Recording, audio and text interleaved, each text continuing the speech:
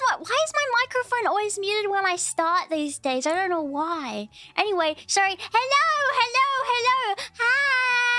Hi, everyone. Hi. Hello, greetings. Salutations, everybody. Salutations. Hello, everyone. Hi, Rampers. Hello, Rampers. Hi, Pampers. Hello, everyone. Hi.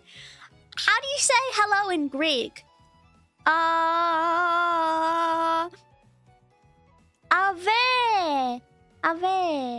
That's not. Well, I mean, that's an ancient Roman thing, but that's the only ancient thing I know.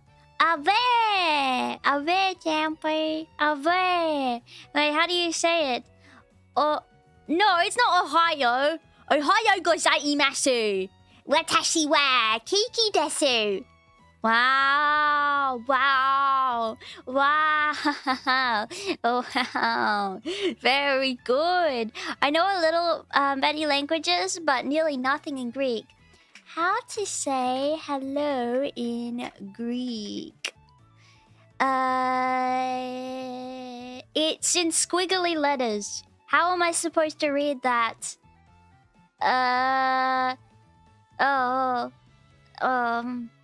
How am I supposed to read it? Yasas. Yes,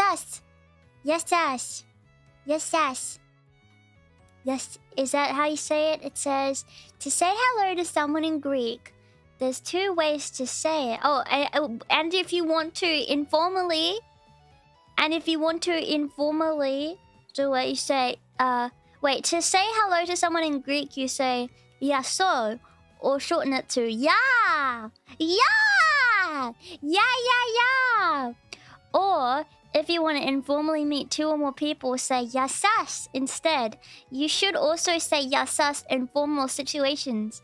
Like if you're addressing a stranger or older person in between the hours of 10 a.m. to 2 p.m. Wait, what? Wait, why? Why is this timed? Wait, I don't get it. What does that mean? Actually, you know what? That's not crazy because we have like good morning, good evening, good afternoon, good night. So really, we are saying these things in between certain times. If that makes sense. Yeah, it's a timed dialogue event, if you will. Yes. Like how we say good morning. Yeah, exactly. That makes sense. Oh, wait, let's learn a little bit of Greek actually. Do you guys want to look at WikiHow? Let's have a look at WikiHow. Okay? WikiHow will help us. Yeah. Let's go brown. No!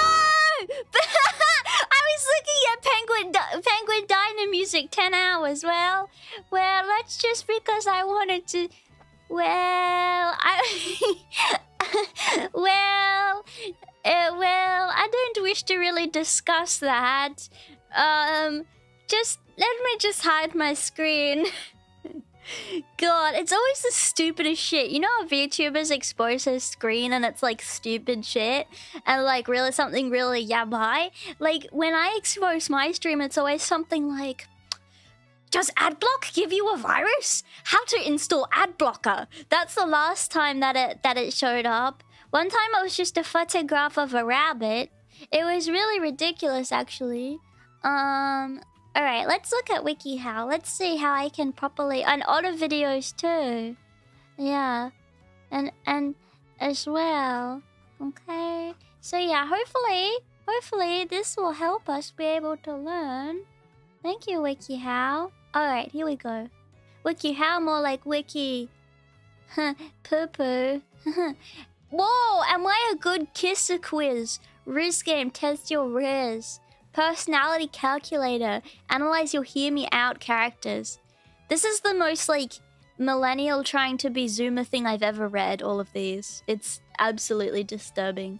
But let's just ignore the ads. Okay. So, saying hello, yaso. Pronounce it yaso. This phrase is best suited for informally saying hello to one person. Say yaso, pronounce it yaso. This phrase is best suited. Okay, well, you just said that. Say yasas in formal situations or when you're informally greeting 2 or more people. Technically, the somewhat more informal yaso is best suited to use with people you know and people much younger than you. Yaso! Yaso! However, you will hear both used interchangeably. I guess it's like saying hi and hello. Like, you feel like hi is like definitely like less formal. And it also gives you that kind of like, it kind of gives you that feeling like, oh, you know, I'm, you know, I know you. Like this isn't the first time I've met you. Just going, hi. It's like when you just see someone who you know, hi. And then when you're meeting someone, you could say hello, or say hello, or me. What I do is I go hi, which is a mix of hi and hey. Hey, hi, hi, hey. That's a new Kiki trick. If you don't know whether to say, because hey is also very casual, saying hey. I don't think I ever greet anyone and say hey. I feel like that's crazy. Hey is for horses. That's what my mama always says. Hey is for horses. Don't just say hey. Say hey, because that's like that's a good mix of things. Oh, thank you for following me. I appreciate that very much. Thank you. Where? Hey is for horses and for rabba, okay? Not for people, okay? Herete.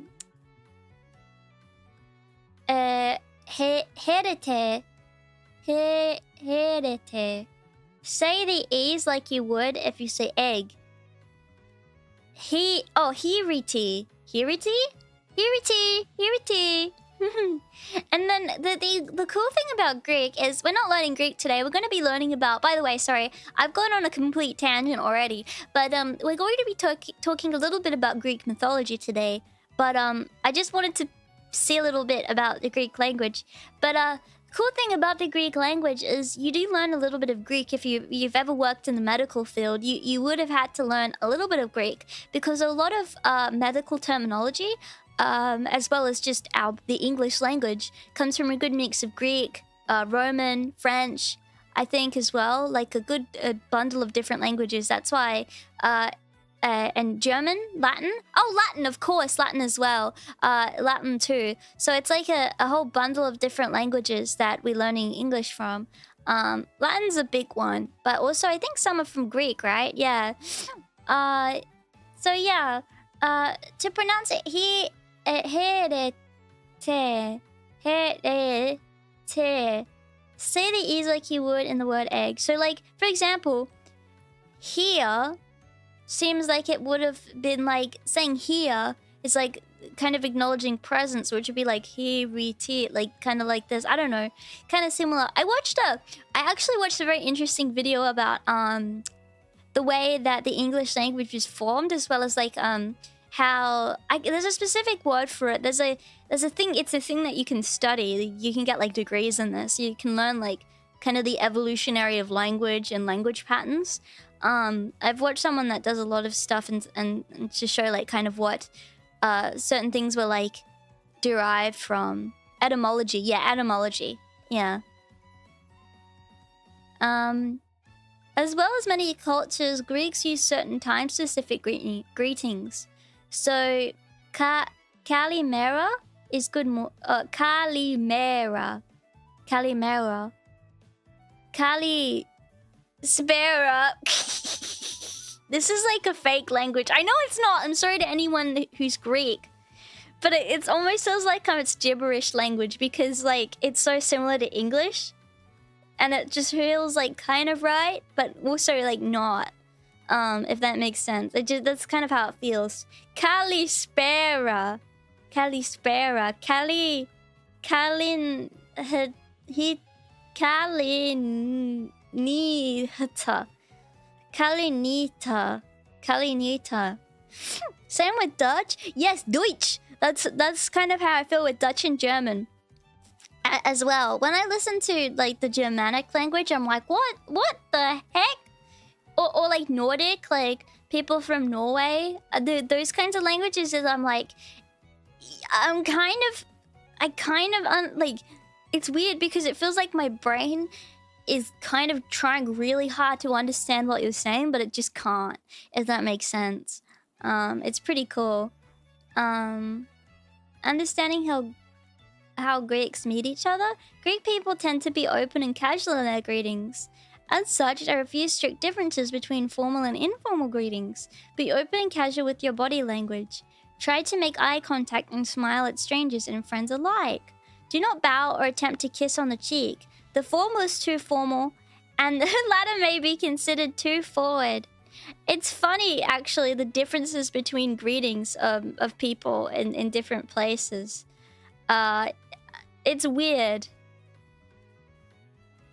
Like, when like, if like, I'm like, I don't know how to explain. Like, when like say if I'm meeting someone, like a family member, the way that I would meet a lot of my family members is like going, mwah, mwah, mwah. You give them a little kiss. You give them a little kiss. But with other family members, it's like you don't kiss them. It's like really weird, like the difference, like is between like meeting different. Yeah, you kiss each other on the kind of, well, you don't like kiss them on the cheek. It's like an air kiss. You're like going mwah, mwah, like that. But you're not really going like that. It's just, it's like weird. It's weird. I don't know. Like, especially with old people, you're definitely giving them a kiss. And like with other family members, it's just like, eh. But it's just with ladies. I don't know. You don't really do that with guys. When you're meeting, when I'm meeting like female family members, you do that. But with male family members, I don't know if it's just me, but they've never done that with me. They will give me like a hug or like, I don't know. Actually, one of my uncles, it was really weird. I don't know why, but I like, you know, some people are just very huggy and others are not. I have an auntie and an uncle that are just not very huggy at all, and it's fine. Like, I don't mind. But my uncle, I've never ever like hugged him or like greeted him or whatever. Like, it used to be awkward, like, haha, like we don't want to hug each other, so I would give him a handshake. But it's like, I don't know, it felt like kind of weird. If you chat enough, you give them a real kiss. If you're not, it's air. I always give them an air kiss. But if it's like an old lady, like an old person, I give them a real kiss. Because they give you a real kiss. That feels impolite not to. I don't know, it's weird. Yeah. Greeks kiss the homies goodnight. Oh, it's not like a kiss. It's just different, yeah. I kiss all my family. Yeah, I don't know. I used to when I was little, but not really anymore. I used to kiss like my mom and my dad goodnight and stuff. I don't think there's anything like weird with that. But every family's different. Every family is different, you know, with the way that they approach that kind of stuff. I just find it weird that other people find it weird that you would want to give your family members like a little kiss. Like, there's nothing, like, it's like, why are you thinking about it as like a weird thing? Like, it's just like family. It doesn't like, it's not, I don't know. Maybe I'm stupid. Maybe it's a cultural thing. I don't know. Yeah. It's like weird that you'd even think that it's weird kind of thing. Yeah, it's a cultural thing, I think. Kiki, hug your uncle. Well, I don't know. Like, it's just, it's hard because it's like when I was a kid, I'd be the one getting the hugs. Like, I'm the one that gets hugged. I don't go in for a hug. Like, my family members tend to hug me. Like, they're the ones that give me a hug. And I get squeezed. My grandma, she used to squeeze me. She used to squeeze me so hard. I'll be like, oh! If I was gonna pop, I was gonna pop. Yeah.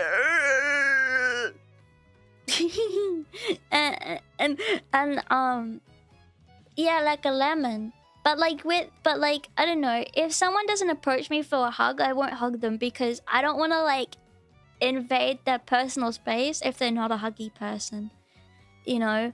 And now it's like at the point, I think, when you like haven't hugged someone for that long. It's like, well, I feel like it would be weird to do it now because I'm older. Like, it's not like something that with time, like, you're doing and it's just normal. I don't know how to explain it. Yeah.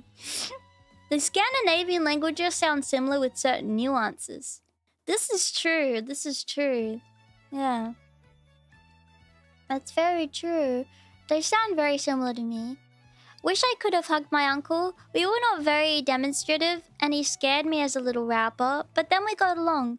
He passed on days and... Oh, I'm so sorry. I'm so sorry for your loss. Yeah. But, as long as you weren't nervous...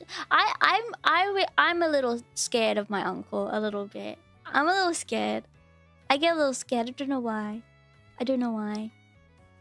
I have an uncle that's very introverted. And I don't know. He let me borrow his Xbox one time, but that's about it. That was like the biggest sign of care I've ever gotten from him. As I got an Xbox. And then one time I talked about Plants vs Zombies with him and stuff. And that's it, really. I don't know. Nothing wrong with someone being introverted. It's just like if you put me in a room with an introvert, I'll also be like, I'm too introverted, I think. Especially with like men. I don't know. I'm not good at speaking to men, even if they're family members. I don't know. I'm not very good at it. I struggle a lot, and especially like in real life, not like over like a call or something on the phone. Like I'm even more like awkward. And it's like, I feel like the only time I get on with like male family members is if they're very extroverted, which isn't often. Most of my family is pretty introverted. We're a very quiet family. Yeah. I don't know. Like all of my family members, like we get along and we love each other, but we're not like a loud, like crazy family or anything. Yeah. Like when I was with my cousins, like our way of having fun would be playing music together. I used to play flute, and my cousin was very good at piano. And what else did she play? Trumpet too. And we used to play piano together, and that was our way of like having fun. Or one time with my little cousin, he invited me to his Minecraft world. And I joined his Minecraft world, and I stole his diamond armor and I put it on, and then I never came back. So I just took his armor and never returned. That was kind of mean of me. Sorry to my cousin. I should probably apologize for that. I did teach him how to make bread in Minecraft though. He kept dying from hunger. All the time, because he didn't know that you could get food in Minecraft. So I like had to teach him how to do that, how to make bread, and then he learned how to make bread because he didn't know how to use a furnace. And I was like, there you go, now you know. Off you go, my boy. He will never forgive you. He probably thought he lost it or something. He's a bit of a goose. Yeah. Anyway, I'm sorry, I'm going on a tangent. Anyway, so sorry guys. I'm from Yappersville. It's because I didn't stream yesterday. I have so much yap to get out, to be honest. Yeah. Did he cheat in that armor or something? No, he just kept dying and coming back and then revisiting the mine. And then sometimes killing chickens and eating the raw chicken every now and again. I think it took him a long time to get that armor. Oops. Well, he did know how to use the furnace, but he thought he could only smelt, like, stuff like iron and gold. He didn't know how to do it with, he didn't know you could do it with food for whatever reason. I don't know, I guess it just didn't occur to him in his brain. But yeah, anyway. I want to ask, who here is from Greece? Is there any Greece people here? Anyone from Greece? Any Greekers? Is that a bad thing to say, Greekers? Sorry if I offended anybody. Because there's a few reasons why I thought learning about Greek mythology today would be interesting. First reason is I realized I knew nothing about Greek mythology, but it's been referenced in a lot of my favorite games. Like in Final Fantasy, Greek mythology is brought up a lot. It's brought up a lot in many different animes as well, and different games I've played over time. It's also brought up a lot just in the world, like through art. And I've been to lots of art galleries. I've been around kind of the Greek area, like around Greece, and it's really humble. And I've seen a lot of like I guess Greek mythology being referenced. I mean, the first like fanboys of Greek mythology were the Romans. That's kind of what I learned about. I did do a stream where I learned a little bit about ancient Rome and about the Roman Empire. Actually, no, not about ancient Rome, the Roman Empire. Maybe I could learn about ancient Rome at some point, like proper ancient Rome. And yeah, they were the first fanboys. So a lot of like the ancient Greek mythology I've learned has been the ones that the Romans have kind of been inspired by. So yeah, it would be really fun to learn about it today. And I did talk about this a few streams ago, but these are the things I currently know about Greek mythology so far, okay? Zeus came at some point. I know Zeus came. I know there was a guy named Zeus and he came at some point. Don't know where he came from. Don't know what he was doing. I know that the planets were named after Greek gods. I know the ancient Greeks had a lot of Greek gods that they liked. And goddesses too. Like Venus. I know about Venus, the god of vanity. Didn't he stare at himself in a pond or something? I don't know. We'll learn about it today. That's Roman? Damn it. Really? Ah. That's Narcissus. Oh. Damn it. Wait.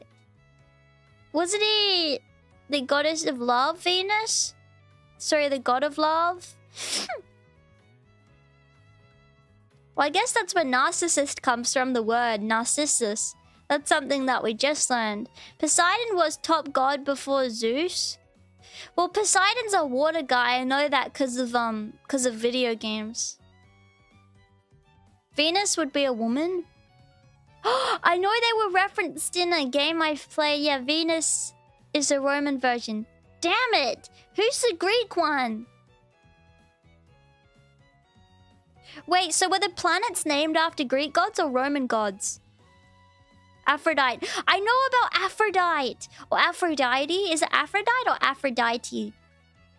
She wasn't very cool, was she? She's kind of rude. Didn't she make people and things beautiful? Actually, let's learn about her as the first one. But we need to put some music on first. Now, we have two options for music. We could... Oh. No! That's a Plants vs. Zombies music. God, why are you recommending me this?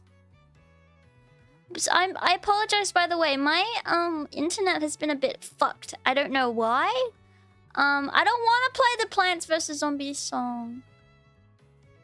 My internet's been a bit bad today. I don't know why. But hopefully it won't mess us up too bad. It was drizzly last night. You know what I was so sad about? I really wanted to go on a walk yesterday, and I got all my little clothes on for a walk, and my sister wanted to go on a walk with me. And then we come outside and it's drizzly. Like a drizzly drizzle. And I'm like, what the heck? Oh, an aphrodisiac. It's like Aphrodite. True. Where's my BGM? Yeah, that was a bit of a shame. Here we go. Aha, turn off. Aha. Oh, here we go. Okay, so we have two options for music. We have no copyright ancient Greece footage, background video, music, royalty-free Greek mythology, or Penguin Diner music. Those are my two options. I will play both for the background music, and we can see. So this is the first one. And if you have any topics you want me to bring up, please mention them when I ask, and we can do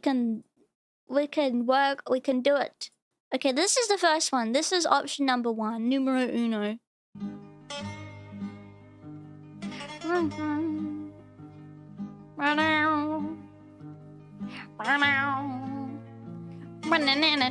Like, doesn't it sound so Greek?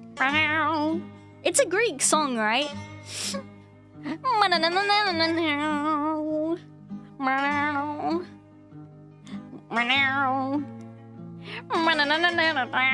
Okay, and this is the second one.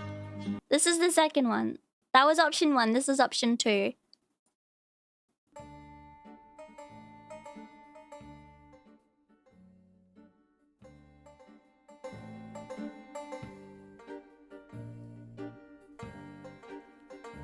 Ooh. Whoa. Whoa. Whoa. Whoa. Whoa. Whoa. Whoa. Whoa. Age of Mythology BGM? Wait, hang on. Age of Mythology BGM. That one sounded more Italian. You're Italian! Whoa! Ah! Ow, my ears! Ah! Sorry. Fucking hell, blasting my freaking ears, man. Ow! This is a song called Eat Your Potatoes. It's quiet. Ooh! Which one is the best one from the Age of Mythology soundtrack?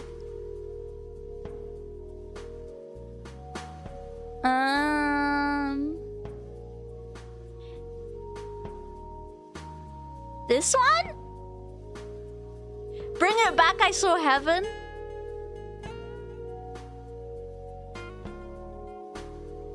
Okay, but I don't want it to... Is it gonna be really loud? Okay, it should be fine. But listen to this, listen to this.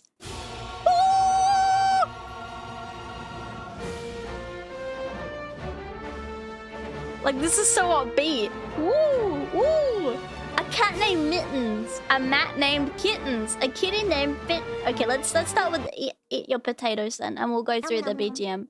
How's the volume, guys? Is it alright? Let me know. Thank you for following! Thank you! Alright, so I found this website that is basically like something that we can figure out. We can learn about all these different Greek things. It's kind of like if you watch my stream. By the way, if you're interested in these kinds of topics, my deep dives, educational streams, etc., etc. You may enjoy my other stream where I learnt about Japanese yokai, which was really fun. And we saw a website that was kind of similar to this. If the music gets too loud, just let me know, by the way. I can turn it down.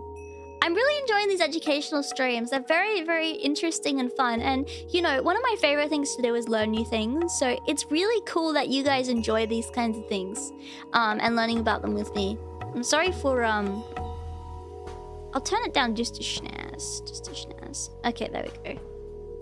Alright, so we can learn about so many different things today. It's a bit loud? Yeah, I thought so. There we go. Alright. If you want it turned up, let me know. No problems. Alright, so let's start with... maybe we can start with the Greek gods. So there are a lot of different Greek gods. The gods of the ancient Greek pantheon are divided into various categories on the following pages.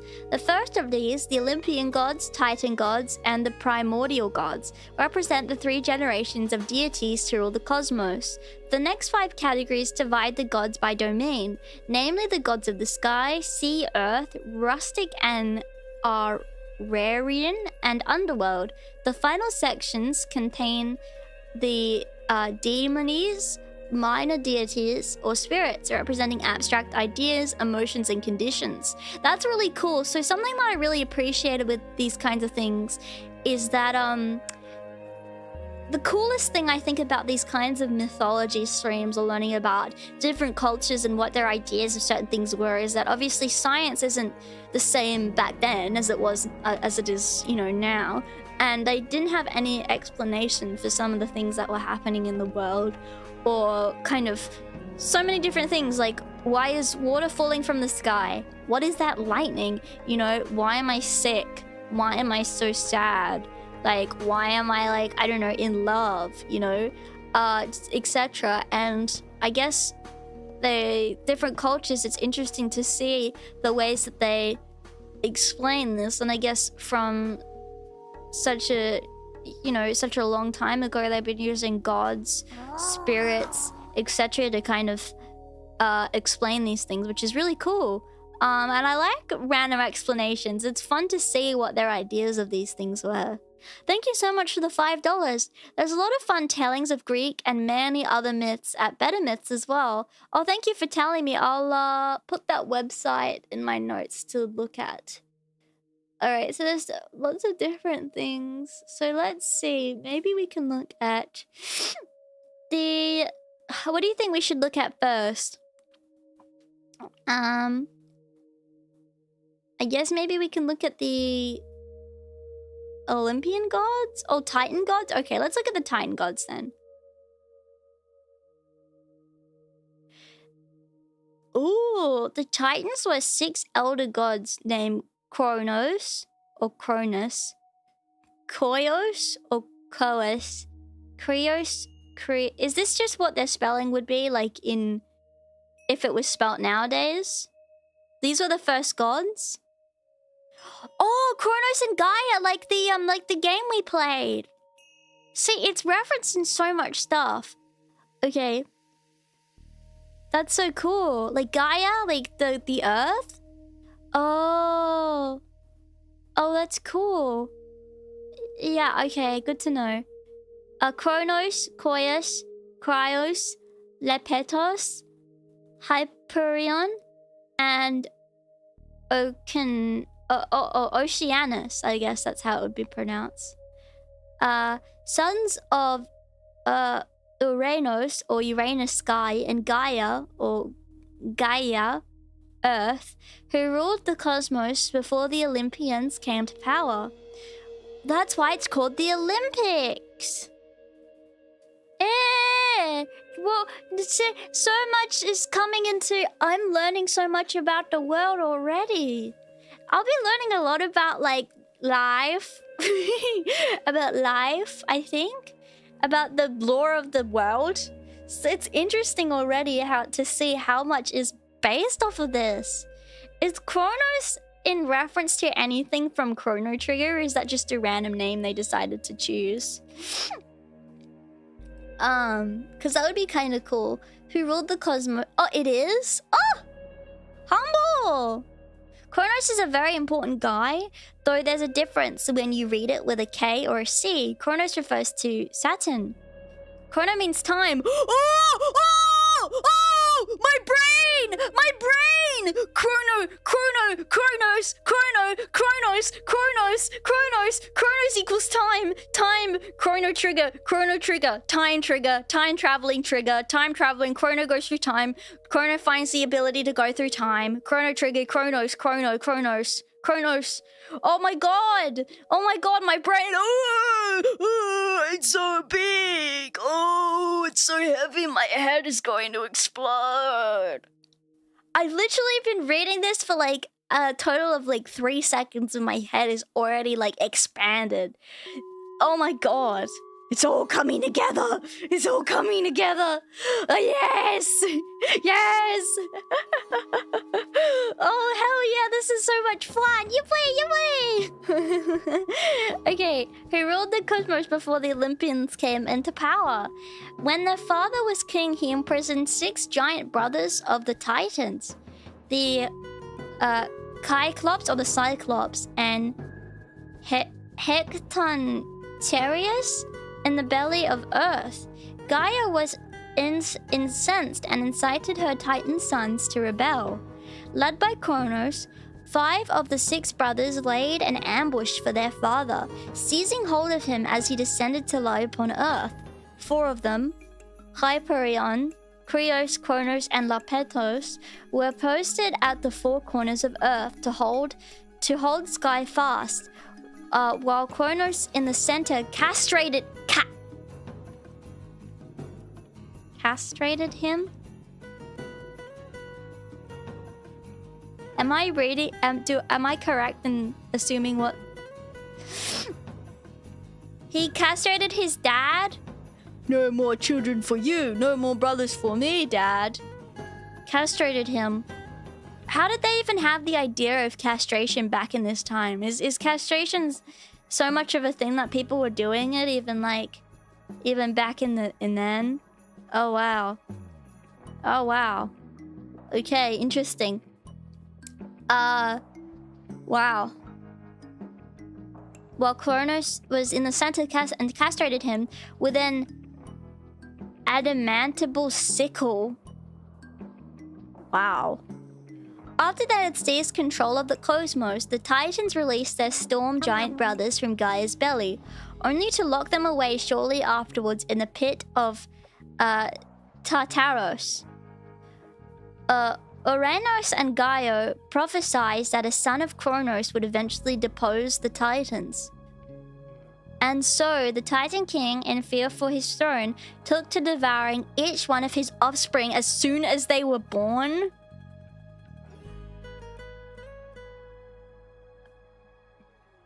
Huh? Sorry, what? Is this just the beginning lore? Wow. Only Zeus escaped this fate. That's where Zeus came from. That's where Zeus came from. Escaped this fate through the intervention from his mother Rhea, who deposited him in a cave on the island of Crete and fed Kronos a substitute rock. Upon reaching adulthood, Zeus forced Kronos to disgorge his siblings, and with an army of divine allies, made war on the Titans and cast them into the pit of Tartaros. According to some, Kronos and the Titans were later released from this prison, and the old Titan became king of Elysium. The sisters of the 6 Titans, Rhea, Thea, Phoebe, Mnemosyne, Themis, and Tethys. Sorry if my pronunciation is like really bad. I apologize.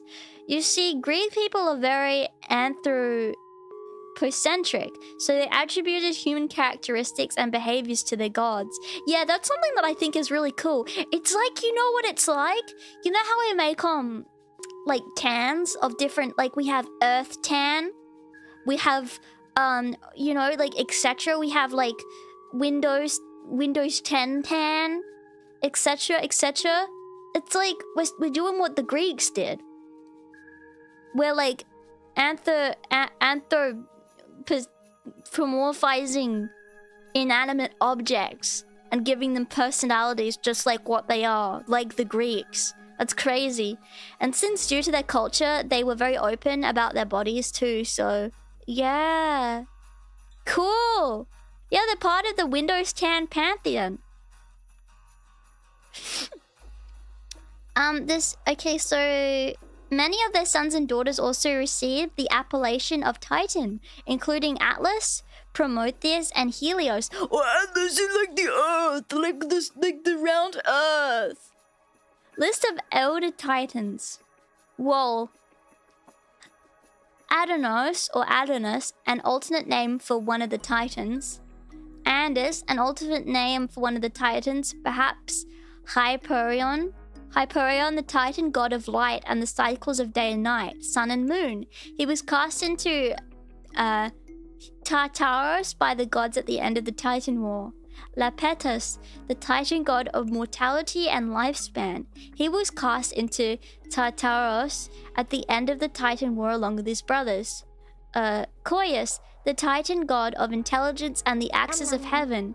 He was also known as Polos. Koios was one of the Titans cast into Tartarus at the end of the Titan War. He was sometimes described as the leader of the giants. Whoa, that's kind of cool. Yeah. Krios, or Krios, the Titan god of the heavenly constellations, also known as the Megamedes. He was cast into Tartarus at the end of the Titan War.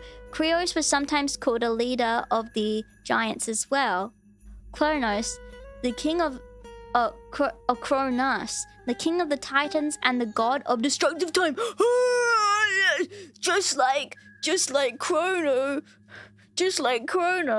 Oh, he led his brothers in the castration of Uranus and was himself deposed by Zeus. Kronos was cast into the pit of Tartarus after his defeat. Some say he was later released by Zeus and made king of the islands on the Blessed, home of the blessed dead.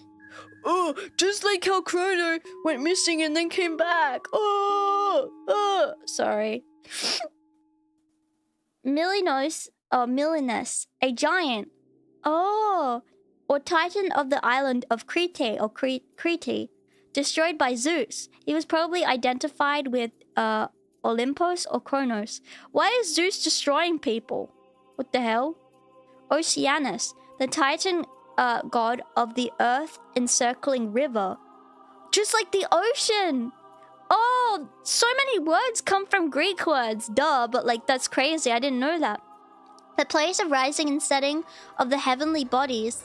He was the one of the Titans not to participate in the castration of Uranus, and the Titan wars remained neutral. Oh, that's cool. That's cool. So the Ocean Man did not castrate his dad. I wonder why. Maybe they were in cahoots. Olymbros. Are you guys the Olymbros? Or the Olymbros? An alternate name of one of the Titans. He may be the same as Olympus, the Cretan, mentor of Zeus. But Cretan's a bad word, isn't it? Saying someone's a Cretan or a Cretan? That's like bad, right? Maybe it'll... yeah. No, the Ocean Man took him by the hand. Ocean Man, take me by the hand, lead me to the land. Won't you understand? So Olympus, the giant, the Titan or Gianti, giant mentor of Zeus. He later roused his king in an uprisal against the god and was destroyed. He was probably identified with the Croetus, Kronos, or Olymbus. Hi, Sawa. Hi. Why am I a baka? What the heck?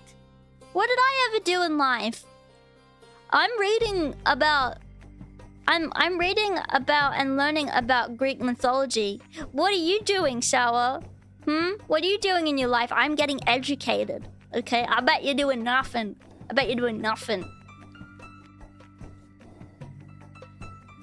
Creation. Oh. She didn't do nothing. I didn't do nothing. Streaming? What? Baka. I can, you know what? Whenever you type and I see your profile picture with that face, I can hear it. I can hear your voice saying it.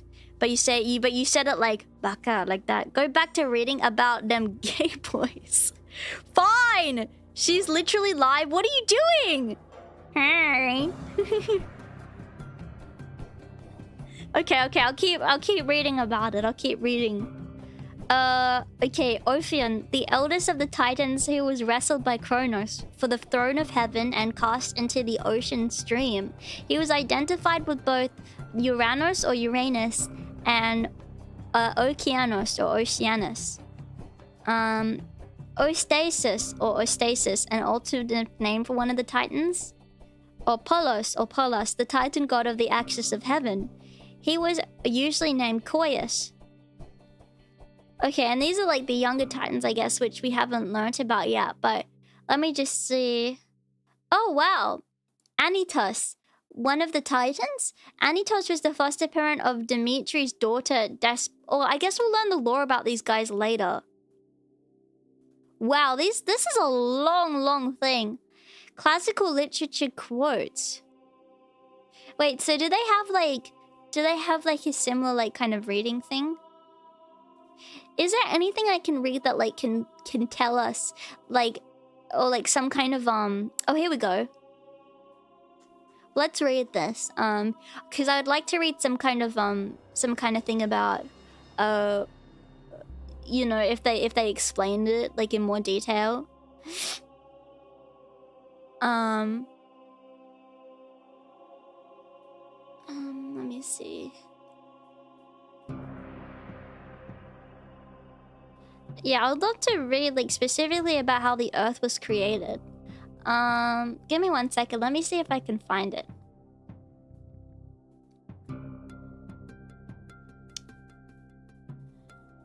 Let's have a little looky-loo. Greek mythology.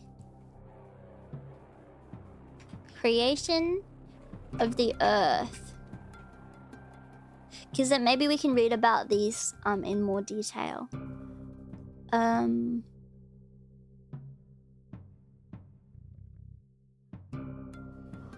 Okay.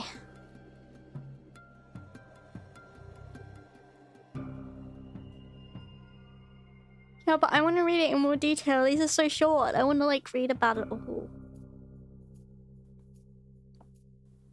Oh, here we go. Okay. Let's see if I can read this.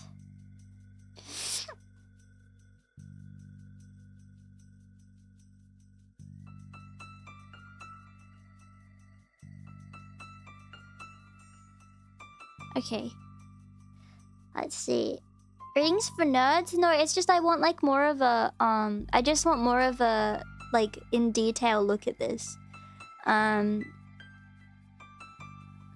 let's see. Alright, the myths of creation, how ancient Greece explained the universe. This will be very interesting to read about. Let's see. Introduction. Greek mythology is a rich tapestry of stories and characters that shape the beliefs and values of ancient Greek society.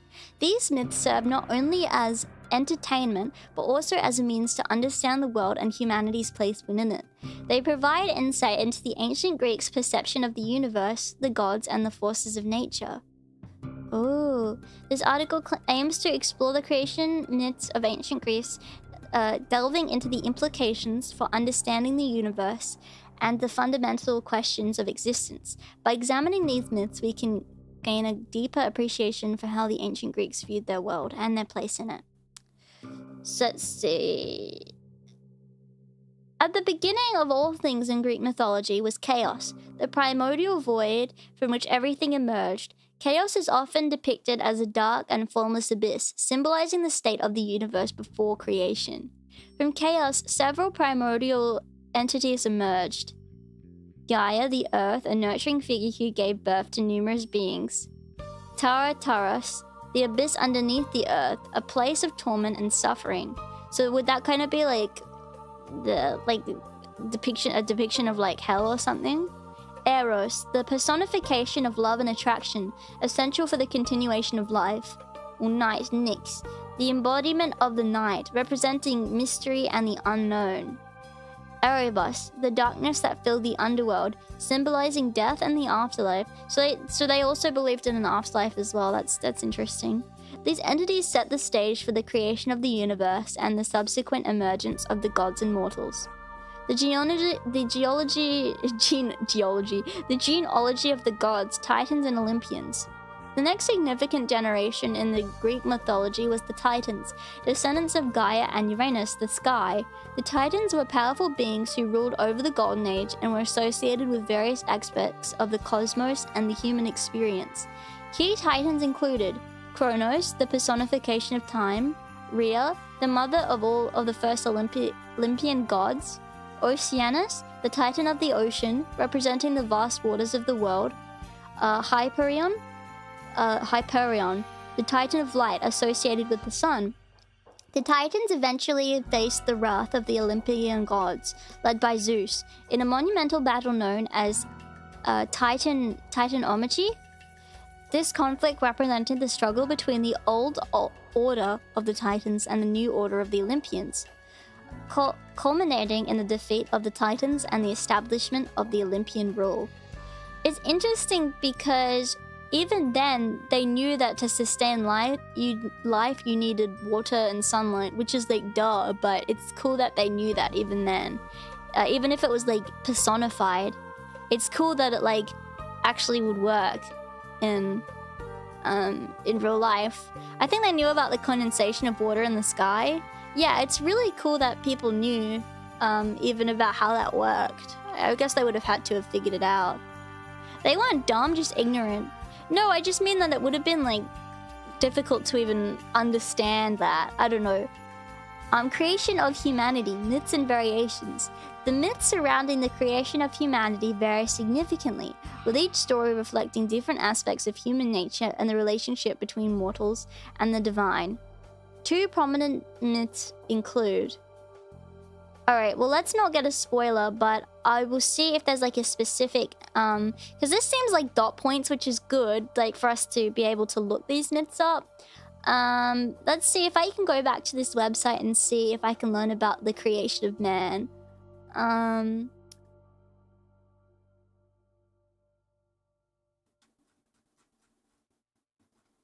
Let's see. Home.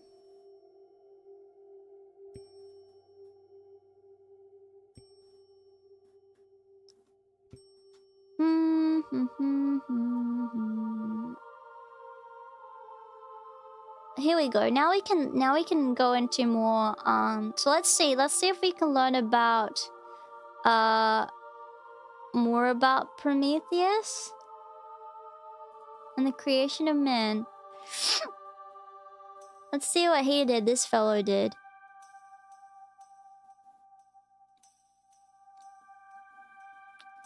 Prometheus was the Titan god of forethought and crafty counsel who was given the task of molding mankind out of clay.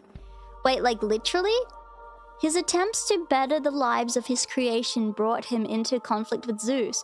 What? Okay, listen. Who the hell is this Zeus guy and why is he so, like, rude all the time? He's killing people, he's having arguments with everybody, like, he's doing all this stuff. Like, why is he so... Like, he's so picky. All the time. Oh my god. He's irritating. Firstly, he tricked the gods out of the best portion of the sacrificial feast, acquiring the meat for the feasting of man. Then, when Zeus withheld fire, he stole it from heaven and delivered it to mortal kind, hidden inside a fennel stalk. Like, as in like a real stalk? As punishment for these rebellious acts, Zeus ordered the creation of Pandora, the first... Huh? Wait. Huh?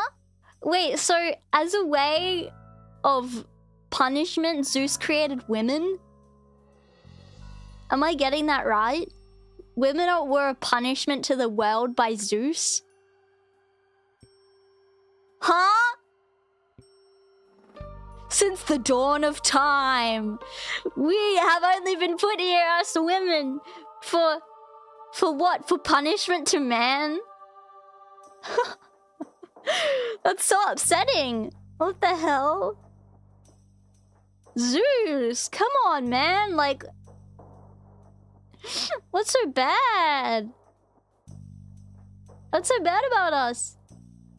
So Pandora was the first woman as a means to deliver misfortune into the house of man, or as a way to cheat mankind of the company of the good spirits.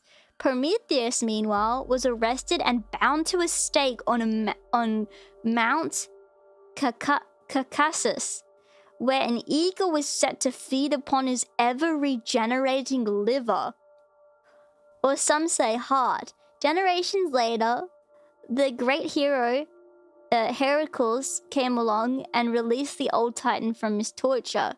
Prometheus was loosely identified in cult and myth with the fire god, Hephaestus, and the giant Titus.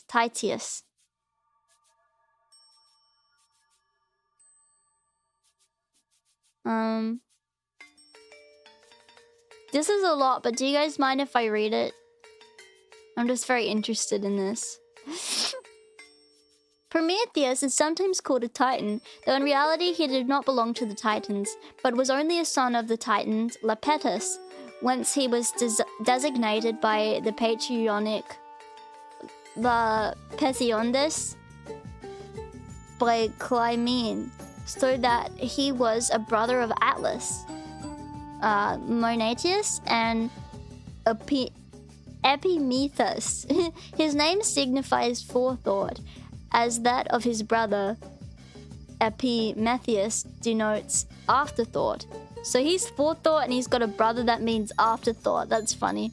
Others called Prometheus a son of Themis, or of Uranus and Clymene, or of the Titan Eumedeum and Hera, Potter comment by Pandora. Oh, this is just a lot of stuff in here. Alright, let's read down. The following is an outline of the legends related to him by the ancients.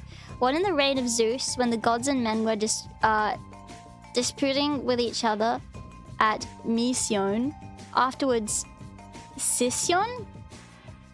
Prometheus, with a view to deceive Zeus and rival him in prudence, cut up a bull and divided it into 2 parts. He wrapped up the best parts and the intestines in the skin, and on the top he placed the stomach, which is one of the worst parts, while the second heap consisted of the bones covered with fat. When Zeus pointed out to him how badly he had made the division, Prometheus desired him to choose. But Zeus, in his anger, and seeing him... Wait, whoa, just because he put a stomach on the top, Zeus is getting angry? Zeus has some serious, has some serious anger issues. In anger, and seeing through the stratagem of Prometheus, chose the heap of bones covered with the fat. The father of the gods avenged himself by withholding fire from mortals, but Prometheus stole it in a hollow tube. Zeus now, in order to punish men, caused Hephaestus to mold a virgin, Pandora of earth, whom Athena adorned with all the charms calculated to entice mortals, so that he made the perfect virgin for man. Prometheus himself was put in chains and fastened to a pillar, where an eagle sent to Zeus consumed in the daytime his liver, which in every succeeding night was restored again. Prometheus was thus exposed to perpetual torture. But Heracles killed the eagle and delivered the sufferer, with the consent of Zeus, who thus had an opportunity of allowing his son to gain immortal fame. What? Prometheus had cautioned his brother, Epimetheus, against accepting any present from Zeus, but Epimetheus, disregarding the advice, accepted Pandora, who was sent to him by Zeus. Whoa. Through the mediation of Hermes, Pandora then lifted the lid of the vessel in which the foresight of Prometheus had concealed all the evils which might torment mortals in life. Diseases and suffering of every kind now issued forth, but deceitful hope alone remained behind. This is the outline of the legend about Prometheus as contained in the poems of Hesiod. Okay.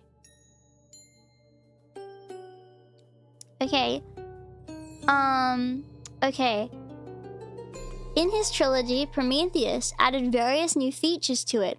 According to him, Prometheus himself is an immortal god, the friend of the human race, the giver of fire, the inventor of the useful arts, an omniscient seer, an heroic sufferer who was overcome by the superior power of Zeus, but will not bend his inflexible mind.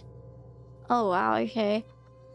Although he himself belonged to the Titans, he is nevertheless represented by having assisted Zeus against the Titans, and he is further said to have opened the head of Zeus when the latter gave birth to Athena. Huh?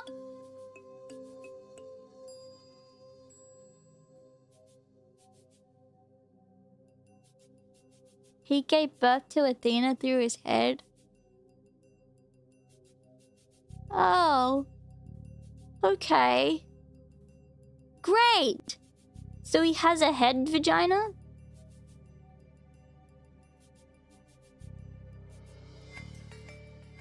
Okay. Well, I'll just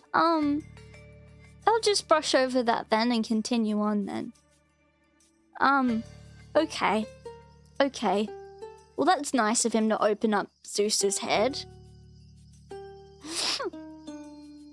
Oh, okay.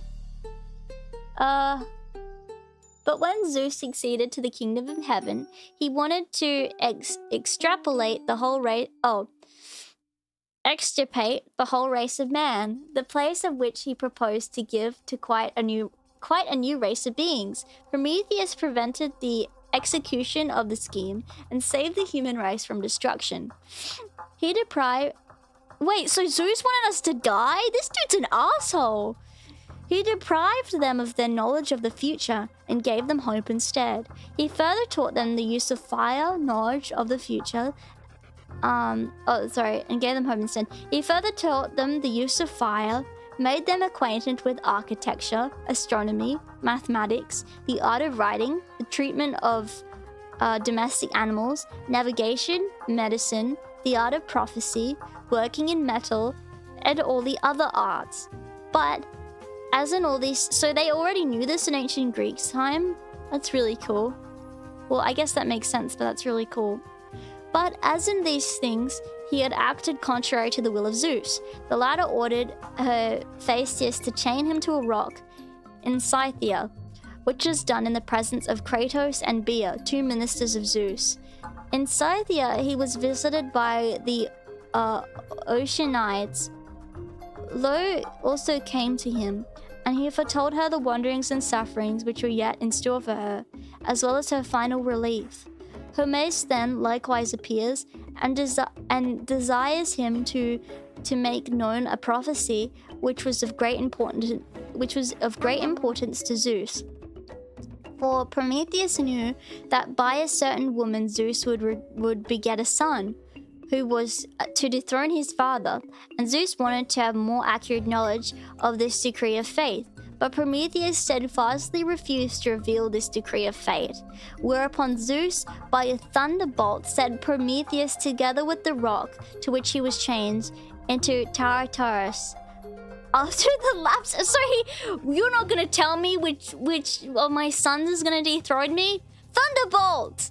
I'm going to send you into another place. Jesus. After the lapse of a long time, Prometheus returned to the upper world to endure a fresh course of suffering, for he was now fastened to Mount Caucasus and tormented by an eagle, which every day or every third day devoured his liver, which was then restored again by night. We read about that. So we did read about this. There was also an account stating that Prometheus had created men out of the earth and water at the very beginning of the human race, or after the flood of Deucalion, when Zeus is said to have ordered him and Athena to make men out of the mud and the winds to breathe life into them. Prometheus is said to give men something of all the qualities possessed by the other animals.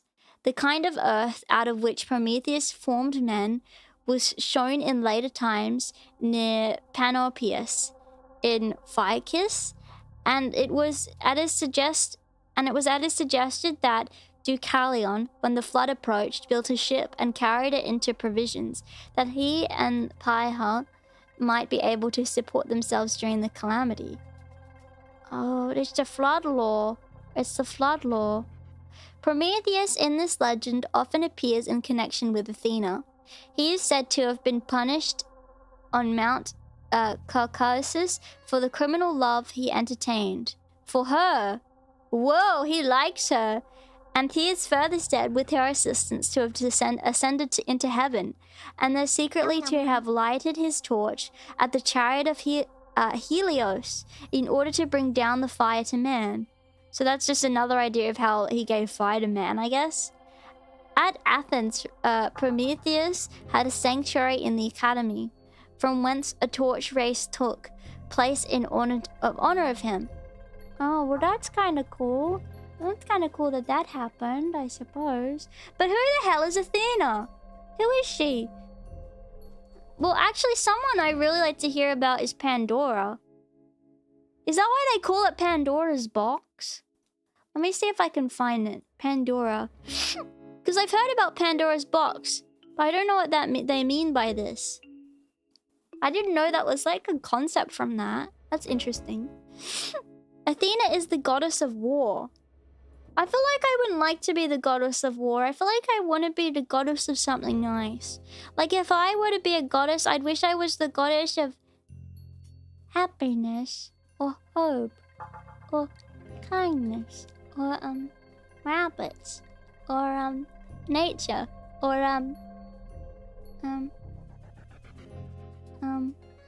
or of cuddles. Yes, I will be the goddess of cuddles.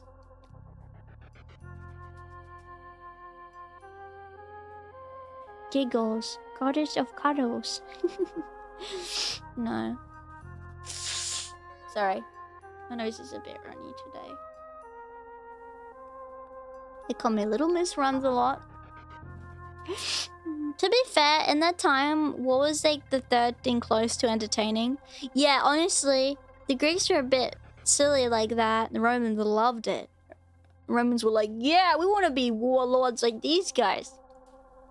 Okay, Pandora was the first mortal woman who was formed out of clay by the gods. The Titan Prometheus was once assigned the task of creating the race of man. He afterwards grew displeased with the mean lot imprisoned on them by the gods and so stole fire from heaven. Zeus was angered and he commanded Hephaestus and the other gods to create the first woman, Pandora, endowing her with beauty and cunning. He then had her delivered to Prometheus's foolish younger brother, Epimetheus, such as like the guy who thinks of forethought, so he probably doesn't think before anything, I suppose. As a bride, Zeus gave Pandora a strange jar as a wedding gift, which she opened, releasing... So is that Pandora's box? That's why you say don't open Pandora's box, because that's like the jar of evil. Why don't they call it Pandora's jar of evil instead? Because it's not a box, is it? Call it Pandora's jar of evilness. And that's not even her fault. That was Zeus's fault for giving it to her. What an asshole. Zeus, stop getting your sons and everyone else to like do your dirty work for you, okay? Like, do it yourself. It does roll off the tongue just fine. Yeah, she got a really bad rep for no reason. The jar had all evils and plagues in it, but the only thing that didn't escape was hope. Hope. Hope. I like hope. Releasing the swarm of evil spirits trapped within. These would forever after plague mankind. Only elfish hope remained behind. A single blessing to ease mankind's suffering. And that's why you always gotta have hope in your life and in your heart. Okay? Yeah. If you call it jar of evil, your sales will plummet. True, true. If we name it something more vague like a box, it sounds a bit better, yeah. The creation of Pandora was often depicted in ancient Greek vase painting, or vase painting I call it. She appears as either a statue-like figure surrounded by gods, or as a woman rising out of the earth, called the Andos in Greek. Sometimes she is surrounded by dancing Satyroi or Satyrs in the scene from a lost satyr play by Sophocles. You know, I feel like that kind of sucks how like some stuff is lost to time like that, you know? Yeah. Oh, look. I think I've seen some of this kind of stuff before. Is that her? Is that Pandora? That's pretty cool. Some tales have it that the evil in the box was hope, and that giving to hope to man cursed them. What? No, there's nothing wrong with hope. There's nothing wrong with that. Okay? So there's no need to be awful. Okay? Let's read about Zeus. I've been hearing a lot about this guy. Who the hell is this dickhead? Sorry, not to be rude. Sorry, that wasn't very nice. But he seems like kind of rude, to be honest. This seems pretty rude and unkind. In his life?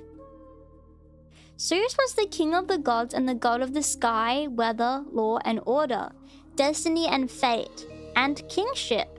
He was depicted as a regal, mature man. This is not what I've gotten. He seems to be the most immature guy I've ever met. Because one of his, like, someone that he wanted to talk to did not tell him, like, a foretold prophecy. He like, put lightning at them. For no reason. But let's see, maybe my mind will change. Regal, mature man with a sturdy figure and a dark beard. His usual attributes were a lightning bolt, a royal scepter, and an eagle. Yeah, I knew a little bit about Zeus before. I've heard of him, but I never really know much about him. Oh, mature as in physically mature, not mentally mature, I see. As in he's like an older gentleman.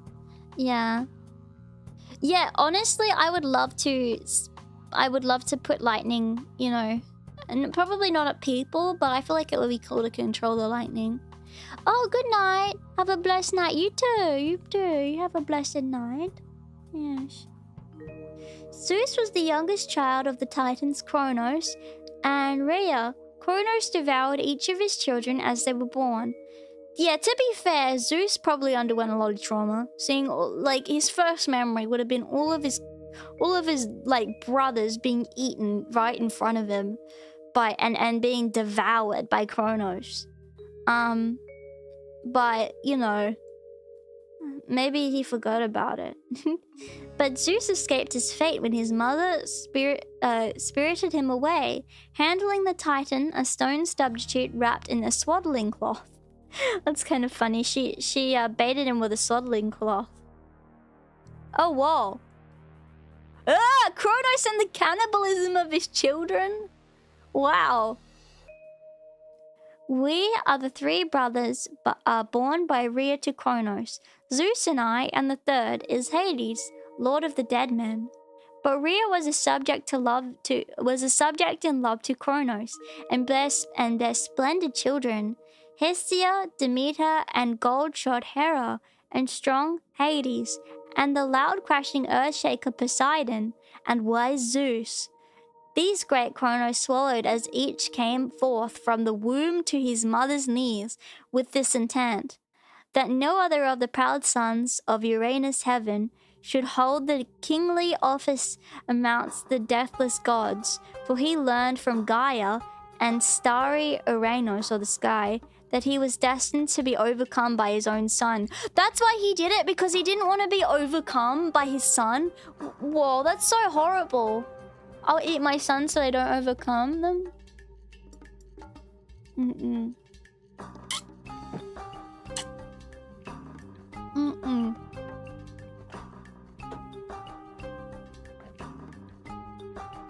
Wait, Hera is Zeus's wife? But Rhea's having the babies. That's really sad. He's spawn camping? Oh my god, that's awful. Alright. And the loud crashing, these great Kronos swallowed as each came forth from the womb to his mother's knees with this intent, that no other of the proud sons of Uranus, yes, he would be overcome by his own son. Strong though he was, through the contriving of great Zeus, therefore he kept no blind outlook, but watched and swallowed down his children. And unceasing grief seized Rhea. Unceasing grief, of course! That would be so horrible and sad. Like, I know these things aren't real, but like, just thinking about that is like so, like, there's actually sad and distressing to even read something. This is disturbing. But when she was about to bear Zeus, the father of gods and men, then she besought her own dear parents, Gaia Earth and starry Uranus, to devise some plan with her that the birth of her dear child might be concealed, and that retribution might overtake great, crafty Kronos, for his own father and child might be concealed. and that retribution might overtake great Cronos for his own father and also for the children whom he swallowed down. And they readily heard and obeyed their dear daughter, and told them that was destined to happen touching Cronos the king and his stout-hearted son. So they sent her to Lytus, to the rich land of Crete. When she was ready to bear great Zeus, the youngest of her children, him did vast Gaia receive from Rhea in wide Crete to great Zeus, the youngest of their children, receive from Rhea in wide Crete to nourish and to bring up. Thither came Gaia, carrying him swiftly through the black night to Lyctus first, and took him in her arms and hid him in a remote cave beneath the secret places of the holy earth on thick-wooded Mount Aegion. But to Cronos, the mightily ruling son of Uranos, the earlier king of the gods, she gave a great stone wrapped in swaddling clothes. Then he took it in his hands and thrust it down into his belly. Wretch!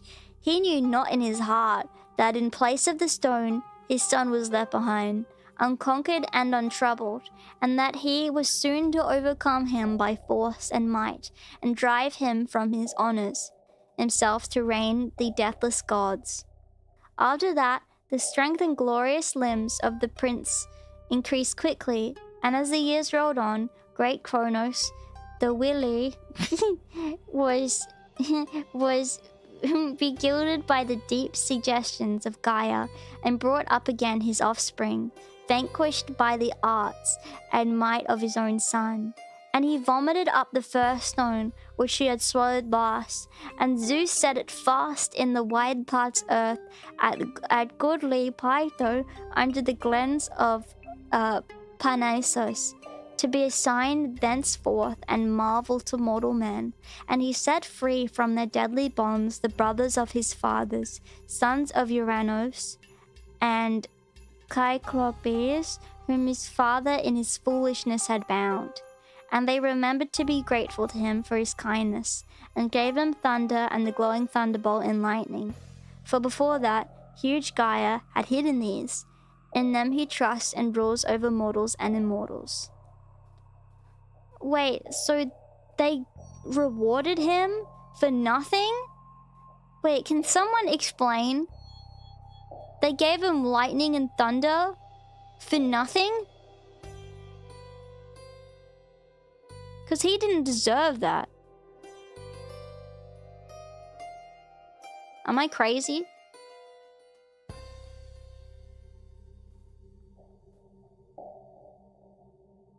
Because they said, yeah, they gave him thunder and the glowing thunderbolt and lightning. He took out Cronos. No, he did free his siblings. Oh, I thought you meant that they gave Zeus the thunder and lightning. I don't know why. Okay, never mind. I thought this is how Zeus gained his thunder and lightning. Okay. He ate the babies, enough killstream to gain enlightening skill free. Wait, they did? Nom, nom, nom. Yeah, but he didn't free his siblings. No, but he ate them. Like, are we just gonna ignore that he ate them? Why are they grateful?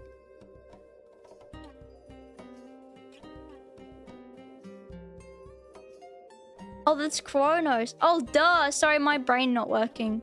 That's his dad. Yeah, okay, sorry. Sorry. Yeah, okay, I was a bit confused. I don't know why. Yeah, okay, Zeus didn't eat them. Okay, yeah, the dad did. Duh. Okay, sorry. That makes sense. That makes sense. Sorry. I had a little bit of a confusion moment. I was all mixed up, but I get it now. Interesting. Okay. So let's read more about Zeus.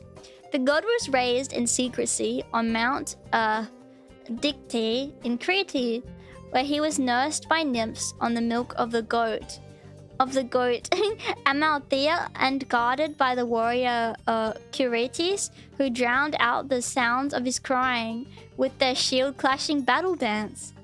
Upon coming of age, Zeus recruited the goddess Metis to his cause. She served the titan Kronos a magical drought, which caused him to disgorge the young gods he had devoured. Zeus liberated the 6 giant sons of heaven from the bit of Tartaros. In gratitude, the Cyclops armed him with lightning bolts, and the Hecton something we go. Hecton Cares aided him in his assault of the Titans with volleys of thrown boulders. Kronos and his allies were eventually defeated and banished to a prison beneath the earth. After the fall of the Titan gods, Zeus and his brothers drew lots to divide rule of the cosmos. Zeus won the heavens, Poseidon the sea, and Hades the underworld. I knew that. Kind of. Zeus devoured the pregnant goddess Metis when an oracle revealed that her son was destined to displace him as king of the gods. So Zeus did the exact same thing that his dad did to him.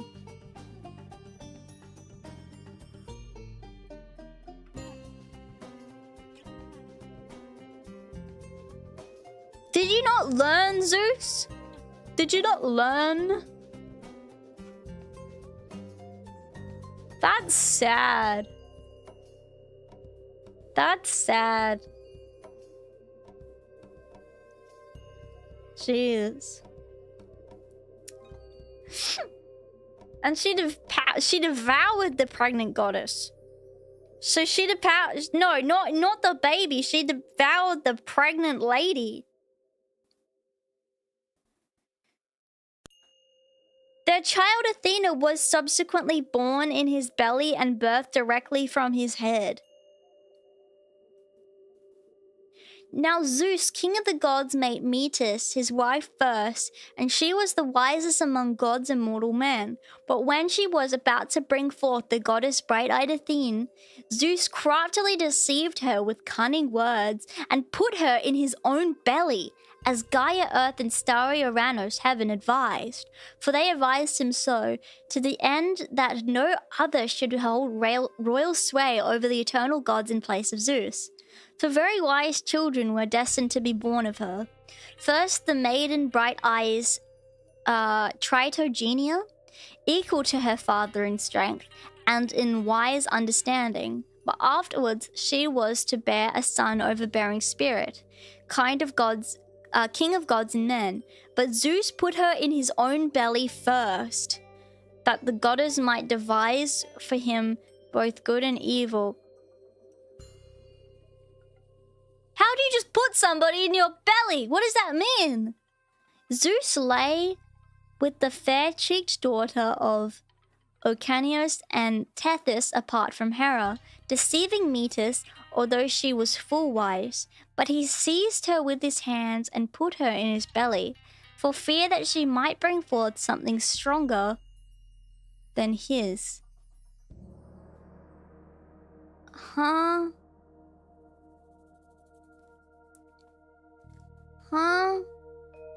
The land circled by the sea Rhodes was once the great king of the gods, Zeus, showered upon the city snowflakes of gold. In the day when the skilled hand of Hephaestus wrought with this craft the axe, bronze-headed, whence from the cleft summit of his father's brow Athene sprang aloft, and pearled the broad sky her clarion cry of war. And Uranus heaven trembled to hear the mother Gaia earth. Then was it too the great god something Magoo. I just don't get it. I just don't get it. Why did he do that? Zeus slept with Metis, although she turned herself into many forms in order to avoid having sex with him.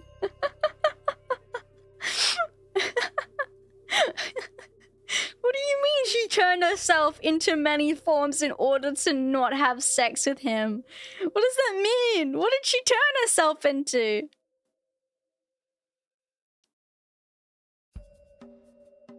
Had to be there, bruh. No, I didn't have to be there. What? Hang on. When she was pregnant, Zeus took the precaution of swallowing her because she had said that after giving birth to the daughter presently in her womb, she would bear a son who would gain the lordship of the sky. In fear of this, he swallowed her. When it came time for the birth, Prometheus, according to some, by the river of Triton, struck the head of Zeus with an axe, and from his crown Athena sprang up, clad in her armor. She came out of him from...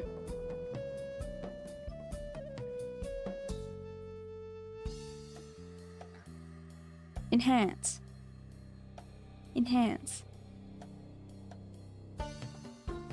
So that's Athena coming out of Zeus's head vagina? That's quite a scene. That's really quite a scene. That's quite a shock, really. As one does, of course.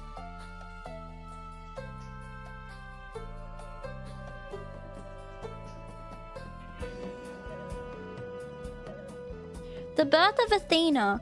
These wonderstruck beings are gods and goddesses, for the decree has gone forth that not even the nymphi may leave the heavens, but that they, as well as Potamoi rivers from which they are sprung, must be at hand.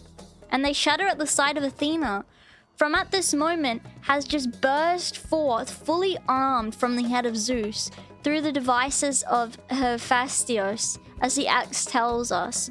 As for the material of her panoply, no one could have guessed it, for as many are the colors of the rainbow, which changes its light now to one hue. And did she have RGB on? So many are the colors of her armor. She had RGB armor on. She came out with RGB armor. That's not fair.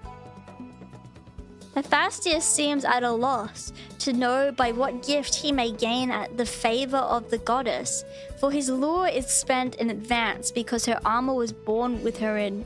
Zeus breathes deeply with delight, like men who have undergone a great contest for a great prize. He looks searchingly for his daughter, feeling pride in his offspring. Nor yet is there, even on Hera's face, any trace of indignation. Nay, she rejoices, as though Athena were her own daughter also. Two peoples are already sacrificing to Athena. On the Acropolis of different cities, the Athenians and the Rhodians. Wait, what? So everyone was like, yippee, yippee, when she came out.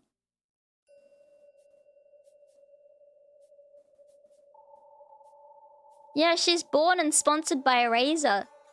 That's a big shock.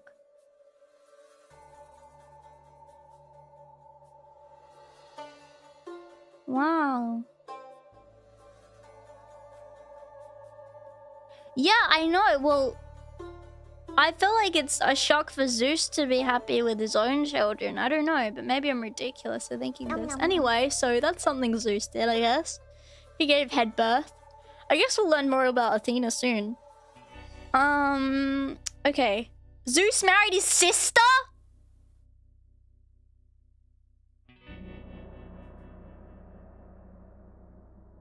Queen of the heavens, after seducing her in the guise of a cuckoo bird. Oh yeah, that cuckoo bird really gets me going.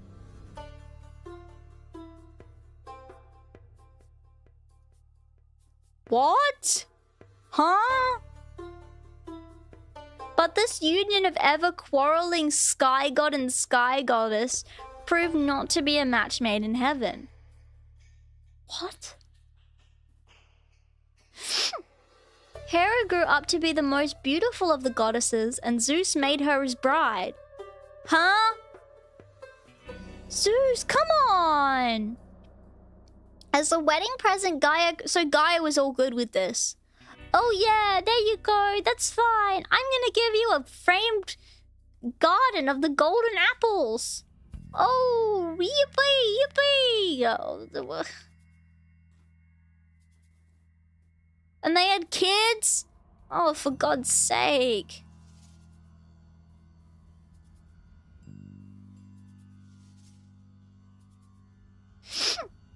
So Athena wasn't Hera's kid, but she acted as if it were, right?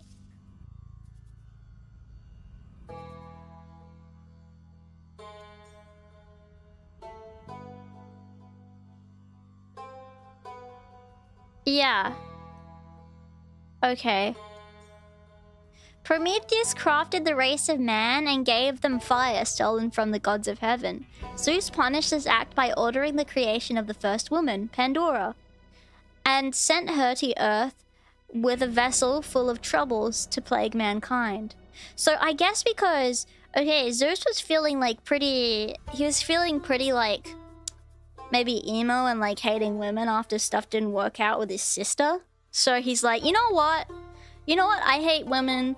I'm gonna put a woman on the earth. I hate women that much. So I'm gonna put women on the earth as a punishment. Because that's how much I hate them. That's what Zeus was... Yeah. He was feeling a bit bratty that day, I guess. I don't know. The early generations of man descended into wickedness and corruption, and Zeus decided to wipe them from the face of the earth with a great dole. One virtuous couple, Deucalion and Pyrrha, were spared and afterwards allowed to repopulate the world with the casting of stones which transformed into men. Whoa. Whoa.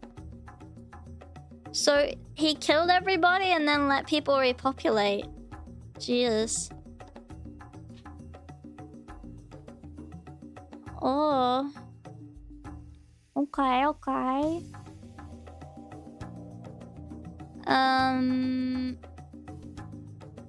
Wow.